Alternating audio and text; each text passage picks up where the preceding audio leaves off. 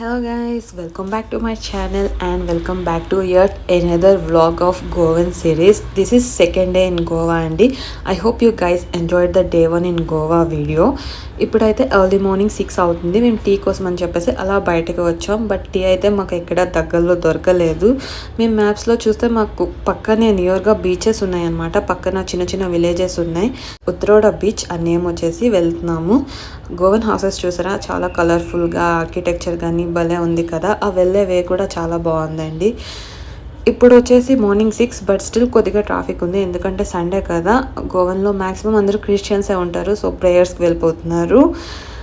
First మేము kayaking వెళ్దాం అనుకున్నామండి. దగ్గరలో ఒక లేక్ ఉంది, ఆ లేక్ దగ్గరికి వెళ్తే ఫుల్ డ్రై అయిపోయింది. బట్ స్టిల్ వాళ్ళైతే 2500 చెప్పారండి. కయాకింగ్ 2500 అంట per 2 hours, which is very very very costly అనే చెప్పాలి. ఎందుకంటే నేను నార్మల్గా అన్ని దగ్గరలా కనుక్కున్నాను, 300 400 500 ఇంతే చెప్తున్నారు. కానీ వీళ్ళు మరీ ప్రీమియం ప్యాకేజ్ అంటే 2500 చెప్పారు. అఫ్కోర్స్ మేము తీసుకోలేదు అనుకోండి. సో బీచ్కి అయితే కొద్దిగా అలా వాక్ చేసుకుంటూ వెళ్ళాము. మేము అలా బీచ్లో వాక్ చేసుకుంటూ వెళ్తుంటే ఇప్పుడు వచ్చిందండి హెయిర్ బ్రేడ్ చేస్తామని చెప్పేసి. గర్ల్స్ మీరు కనుక గోవా వెళ్తే ఇది one of the must do activity అనే చెప్పాలి. Goan braids are so special అనమాట. గర్ల్స్ కనే కాదు, ఈవెన్ ఫర్ బాయ్స్ అది వాళ్ళకు కూడా ఉంటుంది, బట్ దట్ ఈస్ డిఫరెంట్ అనుకోండి.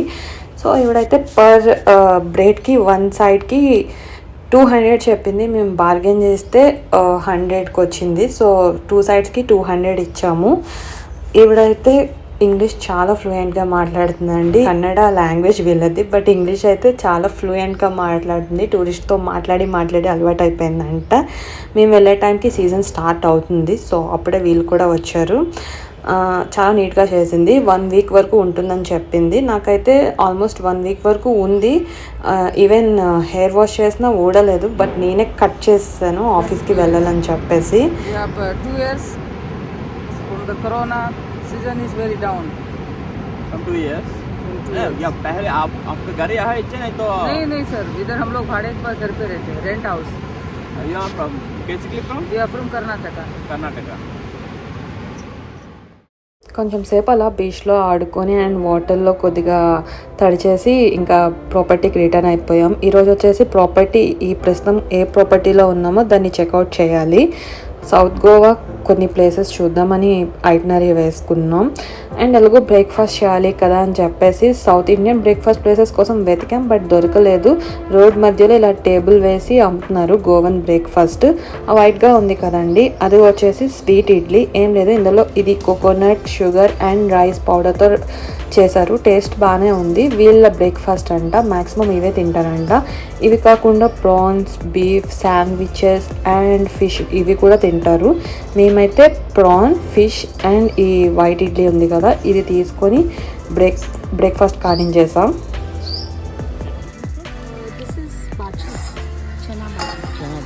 Chicken fish. Prawns. Chicken sandwiches are there, cheese sandwich.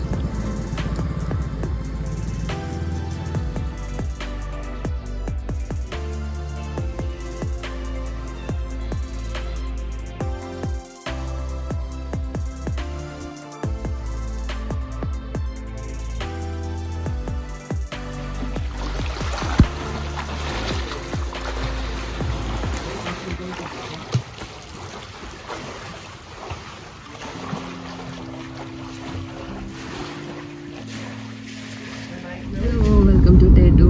Right now we are going to Butterfly Beach, which is on south. ఇక్కడ airport దగ్గర రూమ్ చెక్అవుట్ చేసాం.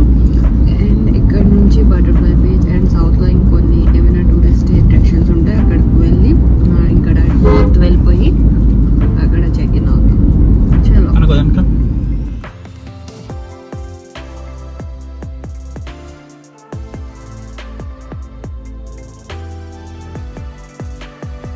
Butterfly బీచ్కి వెళ్ళే రూట్ ఇలా కొద్దిగా ఆఫ్ రోడ్లా ఉంటుందండి. అంటే కొద్దిగా మెయిన్ రోడ్ ఉంటుంది, ఘాటి ఉంటుంది. అది అయిన తర్వాత ఇలా కొద్దిగా ఆఫ్ రోడ్ ఉంటుంది.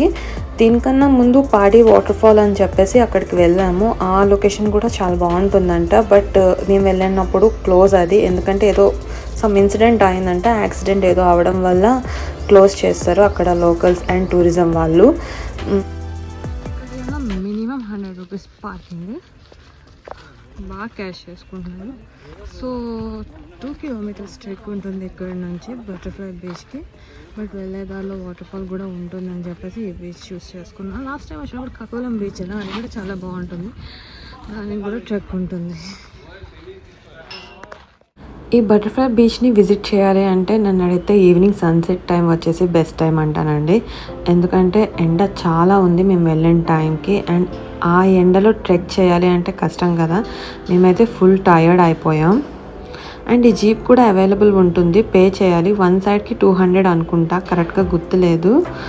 బట్ ఇది కూడా ఒక 500 మీటర్స్ ముందు దూరంలో ఆపేస్తుంది. అక్కడ నుండి కొద్దిగా ట్రెక్ చేయాలి, ఎందుకంటే అక్కడ రూట్ అనేది నేరో అయిపోతుంది. So we have to walk అన్నమాట అక్కడ నుండి.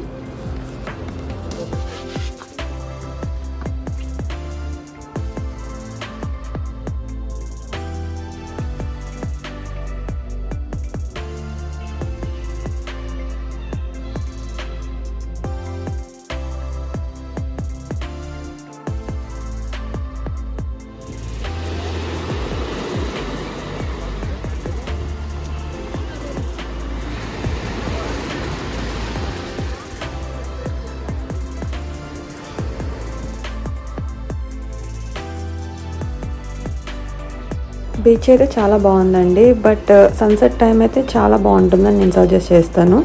మేమైతే ఒక్క 30 మినిట్సే ఉన్నాం, బికాజ్ హీట్ అండ్ హ్యూమిడిటీ చాలా ఉంది, ఇంకా ఉండలేక రిటర్న్ అయిపోయాం. ఇదే కాకుండా కకోలం బీచ్ ఉంటుంది, అది కూడా సన్సెట్ టైంలో చాలా బాగుంటుంది. రిటర్న్లో మేము ఇంకా ట్రెక్ చేయలేక జీప్ని హైడ్ చేసుకున్నాము.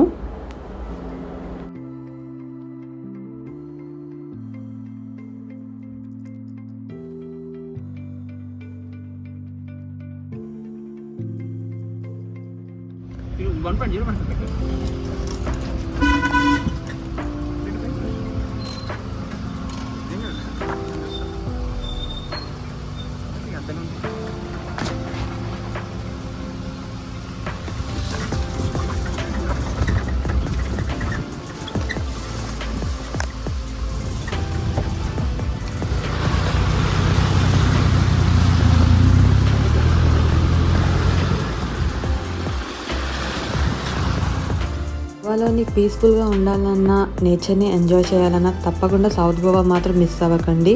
ఎందుకంటే ఆ వెళ్ళే వే ఉంటుంది కదా, సౌత్ గోవాకి వెళ్ళే రూట్ నేచర్తో ఫుల్ కవర్ చేసి భలే ఉంటుందండి. ఎస్పెషల్లీ రెయిన్ పడుతుంది అంటే మాత్రం క్లైమేట్ చాలా పీస్ఫుల్గా అయిపోతుంది. మేము ఇంకా రిటర్న్ నార్త్ గోవా వెళ్ళిపోతున్నాం, ఆ టైంలో రెయిన్ పడడం స్టార్ట్ అయింది. క్లైమేట్ చూసారా ఎంత నీట్గా ప్రశాంతంగా ఉందో. అండ్ ఈ ప్లేస్లో లంచ్కి ఆగాము, అరౌండ్ 3 అయ్యింది. నేనైతే గోవన్ స్పెషల్ థాలీ అవి ఆర్డర్ చెప్పేశాను.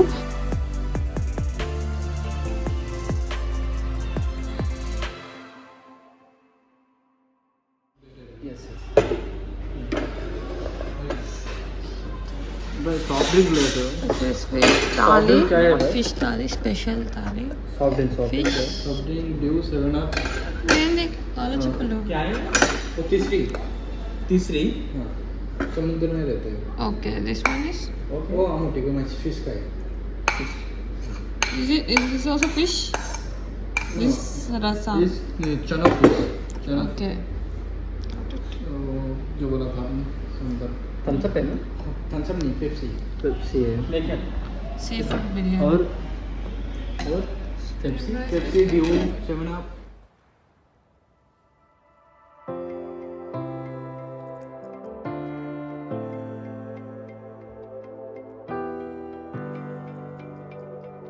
మేమైతే నార్త్ గోవాలోని క్యాండలిమ్ అనే ప్లేస్లోని రూమ్ బుక్ చేసాము, అపార్ట్మెంట్.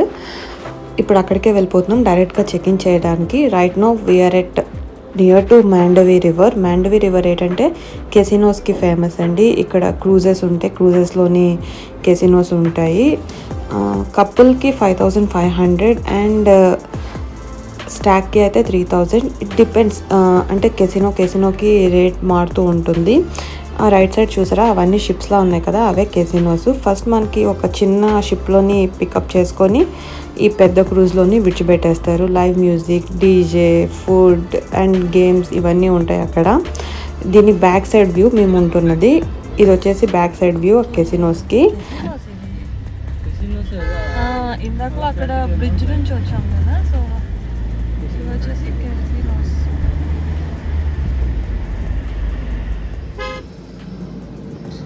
గోవా ఫైనల్లీ రీచ్ అయిపోయాం. ఇక్కడ క్యాండిల్ దగ్గర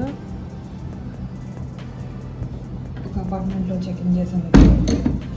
సో ఇప్పుడు నిన్న మొన్న ఉన్నదానికన్నా ఇది అంత గ్రేట్గా ఏం లేదు. Because I tell you later. This is kitchen. దీంట్లో కూడా సేమ్ అన్ని అమ్యూనిటీస్ ఇచ్చాడు. Like water purifier, oven, induction stove, fridge, tea coffee చేసుకోవడానికి షుగర్ ప్యాకెట్లు అన్నీ, అండ్ కట్లరీ ఈవెన్ అక్కడ కూడా ఇచ్చాడు. అవన్నీ నేను చూపించలేదు. సో ఇక్కడ డైనింగ్ రూమ్ లేదు. Dining come hall,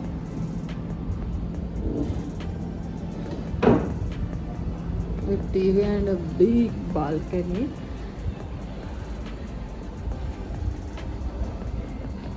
Inverter.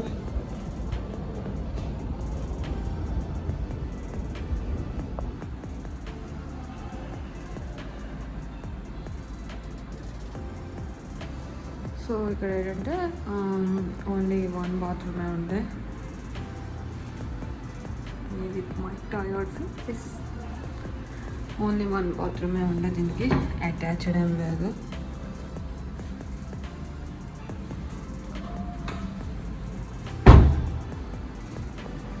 So here's 1 bedroom with AC.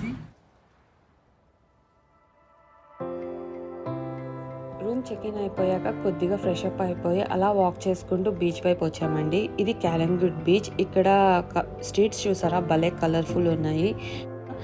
నేను కొద్దిగా షాపింగ్ చేశాను. షాపింగ్కి గైస్ చాలా ఆప్షన్స్ ఉంటాయి ఆ వాక్వే మొత్తం. నేనైతే ఒక dream catcher and some jewellery తీసుకున్నాను. అది అయిపోయాక డిన్నర్కి అని చెప్పేసి ఈ ప్లేస్లో ఆగాము. గోవాలోని అండ్ నార్త్ గోవాలోనే ఎస్పెషల్లీ ఫుడ్ చాలా కాస్ట్ అండి. గోవా సీకి దగ్గర ఉంటుందన్నమాట, కానీ సీ ఫుడ్ ఇంకా కాస్ట్. ఎందుకో తెలీదు, బట్ మేబీ టూరిజం వల్ల. అండ్ కంపారిటివ్లీ సౌత్తో పోలిస్తే నార్త్లో రూమ్స్ కానీ ఫుడ్ కానీ అన్నీ కొద్దిగా ప్రైజీయే. So that's all about the video guys. ఈ వీడియోని ఇక్కడితో ఎండ్ చేసేస్తున్నాను. మరి నెక్స్ట్ వీడియోలో కలుద్దాం. Hope you guys enjoyed this video. మీరు మర్చిపోకుండా లైక్, షేర్, సబ్స్క్రైబ్ చేయండి. Bye bye, see you, Tata.